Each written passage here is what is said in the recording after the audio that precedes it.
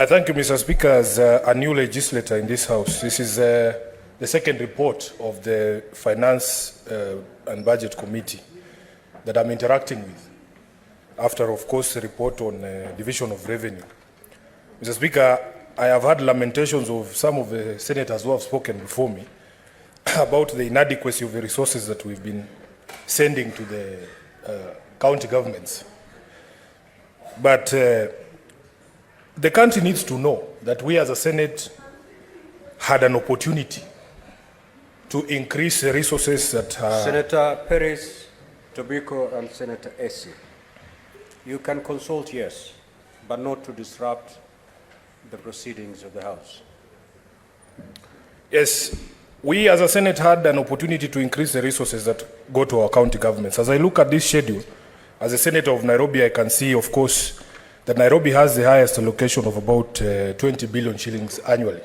I know from my calculations, Mr. Speaker, that if this House had agreed with the earlier report of the Finance Committee and voted for 4 or 7 billion shillings to our counties, Nairobi would be hitting almost 22 billion shillings. So, to hear lamentations from some of my colleagues who voted against 407 billion shillings, that just does not make sense for me. But, Mr. Speaker, I want to point to page 5 of that report.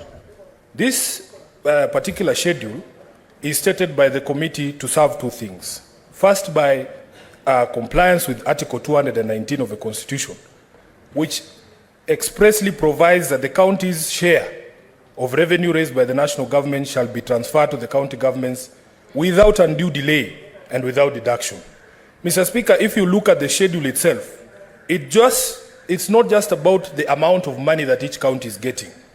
If you look at the top of that column, the first column at the top there, Mr. Speaker, there is a date that is provided for when these counties can expect that this money is going to be in their accounts.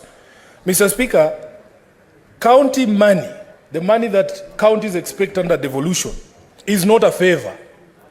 It is not a favor. It is a constitutional right. We Kenyans ourselves decided that we are going to have two levels of government and that we are going to finance both levels of government. Therefore, Mr. Speaker, what I usually say is that there should be no one who expects praise for doing what is the constitutional imperative. If sending money to the counties is a constitutional imperative, do not expect us to praise you for sending money to the counties. If you are doing a constitutional imperative, that is not something you have a choice in. Mr. Speaker, I have heard people here praising some quotas for saying, oh, money has been released to the counties. That is your job. That is a job of the executive to ensure that our counties are financed on time. This schedule here, Mr. Speaker, once we pass the schedule, the people of Nairobi expect that by the 15th of July of this month and by the 15th of August next month, each of the counties will have received the monies that have been specified. Senator Sifuna. Yes, the Mr. Speaker. Senator Chirangai wishes to inform you. I reject in total that offer. Mr. Speaker,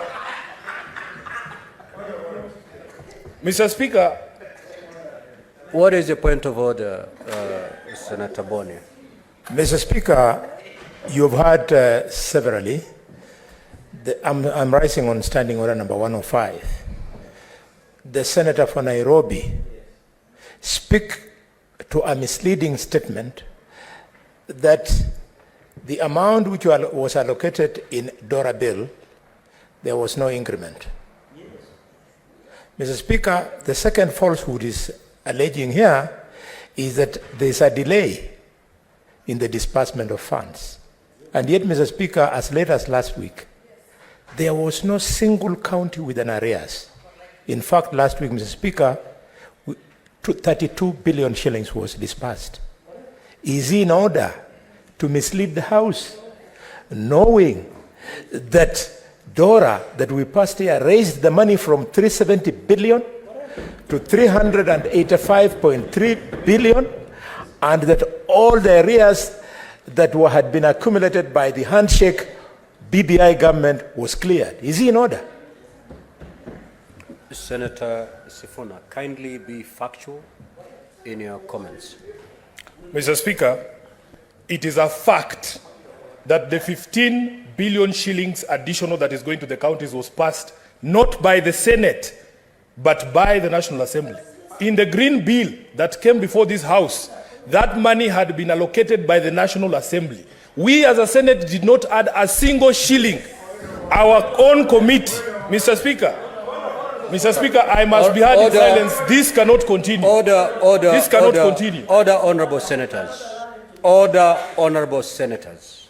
If I hear the senator correctly, he said that the Senate did adopt the bill as it came from the National Assembly. Correct. And that is factual. Yes. That is factual, Mr. Speaker. Can I proceed? What is your point of order, Senator Boni? Mr. Speaker, according to the Constitution of Kenya, the DORA bill cannot be signed into law without the concurrence of the two houses. Mr. Speaker, is the Senator for Nairobi in order to mislead the country that by us agreeing with the National Assembly, we were failing in our responsibility, and yet we were meeting the constitutional threshold that expects that for DORA to become law, it should need the concurrence of the two houses, Mr. Speaker. Mr. Speaker, sir, in conclusion on this point of order, I'm tired and sick of new senators in this House giving the impression that we don't know what we are doing, we are not up to the task. We have worked, Mr. Speaker, and we want our constituents to appreciate us much. I don't earn a free salary. Senator Boni,